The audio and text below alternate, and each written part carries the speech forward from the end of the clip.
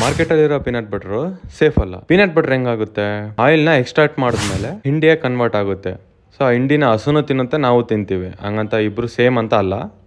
ಅದು ತುಂಬ ಗಟ್ಟಿಯಾಗಿರುತ್ತೆ.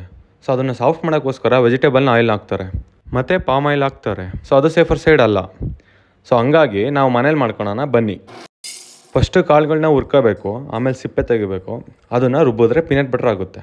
ಆ್ಯಂಡ್ ನಾನಿಲ್ಲೇ ರುಬ್ತಿಲ್ಲ, ನಿಮ್ಗೆ ಬೇಕು ಅಂದರೆ ರುಬ್ಕೊಳ್ಳಿ, ಸ್ವಲ್ಪ ಬೆಲ್ಲ ಹಾಕಿ, ಸೊ ಸ್ವೀಟ್ನೆಸ್ಗೆ ಅಷ್ಟೇ. ಬೇಡ ಅಂದ್ರೆ ಬೇಡ, ಸ್ಕಿಪ್ ಮಾಡ್ಬೋದು. ಅದಾದಮೇಲೆ ಸೊ ಈ ಥರ ಹುರ್ಕೊಂಡಿರೋ ಕಾಳುಗಳನ್ನೆಲ್ಲ ಸಿಪ್ಪೆ ತೆಗೆದು ನಮ್ಮಮ್ಮ ಕೇರ್ ಕೊಟ್ಟರು. ಸೊ ಕೇರ್ ಕೊಡ್ತಿರ್ಬೇಕಾದ್ರೆ 5% GST ಹೋಯ್ತು ಅದರಲ್ಲಿ. ಸೊ ಏನೂ ಮಾಡೋಕ್ಕಾಗಲ್ಲ, ಹಂಗಂಗೆ ಬೈಗೆ ಹೋಗ್ತಿರ್ತೇವೆ ಒಂದೊಂದು. ಸೊ ಎಲ್ಲ ಹಾಕಿ ಈ ಥರ ನಂತರ ಮಾಡೋಂಗಿದ್ರೆ ಮಿಲ್ಕ್ ಶೇಕ್ನ ಬಾಕ್ಸ್ಗೆ ಹಾಕಿ ಎತ್ತಿರ್ಬೋದು. ಆದರೆ ನಿಮ್ಮ ಮಕ್ಳಿಗೆ ಗೊತ್ತಿಲ್ದಂಗೆ ಎತ್ತಿಡಿ. ರೋಸ್ಟೆಡ್ ಆಗಿರೋ ಪೀನಟ್ ಬಟ್ರು ತಿನ್ನೋಕೆ ಒಂಥರ ಮಜಾ ಕೊಡುತ್ತೆ. ಸೊ ನೋಡ್ಕೊಂಡಿಡಿ, ಇಲ್ಲ ಅಂದರೆ ಇಟ್ಟಾಡಿಸ್ಬಿಡ್ತಾರೆ.